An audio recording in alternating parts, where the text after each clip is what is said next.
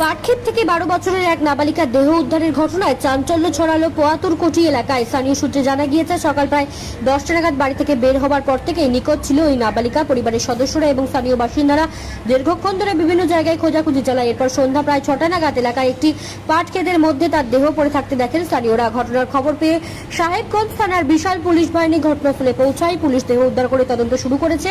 কিভাবে ওই নাবালিকার মৃত্যু হলো তা খতিয়ে দেখা হচ্ছে।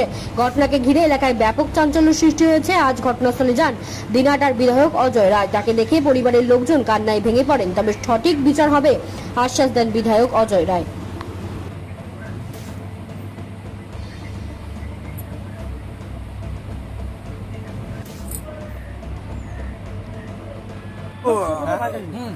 কি ঘটনা ঘটেছে এই জায়গায়? কে দেখলো প্রথম দেখলো কয়েকটা ছেলে পাঠাইছি, সে সন্ধ্যা লাগিয়ে গেতেছে। যখন এই দিকে মানে আত্মীয় স্বজনকে খুঁজে পাইলাম না, তখন কিছু চেনা বানা পাঠালাম যে এত পাট ক্ষেত্রে যে ভুট্টে বাড়ি গাড়ি জঙ্গল খোঁজ করো। সন্ধ্যা লাগিয়ে গেতেছে, এই খোঁজ খবর আসে এখানে। কখন নিখোঁজ হয়েছিল? এই খোঁজ হলো এই ঘন্টা 1-1.5 ঘন্টা 2 ঘন্টা আগে। 2 ঘন্টা আগে 2 ঘন্টা আগেও বাড়িতে ছিল না, মানে বললাম কখন নিখোঁজ হয়েছিল? নিখোঁজ হয়েছে বৃষ্টির আগে, মানে সকালে যে বৃষ্টিটা আসলো তার আগে। হ্যাঁ, মানে 10টা কি 11টা 10টা করে থেকে ওকে খুঁজে পাওয়া যাচ্ছিল? খুঁজে পাওয়া যায় না। আচ্ছা, সব জায়গায় খোঁজার পরে এই যে মানে 2 ঘন্টা কি 2.5 ঘন্টার আগে মানে পাট খাত গুলিয়া বা ভুট্টে বাড়ি জঙ্গল ঝাড় এগুলো খোঁজা শুরু করে। আচ্ছা। এই জানসি দেওয়ার পরে এখানে চানা বাড়া গুলিয়া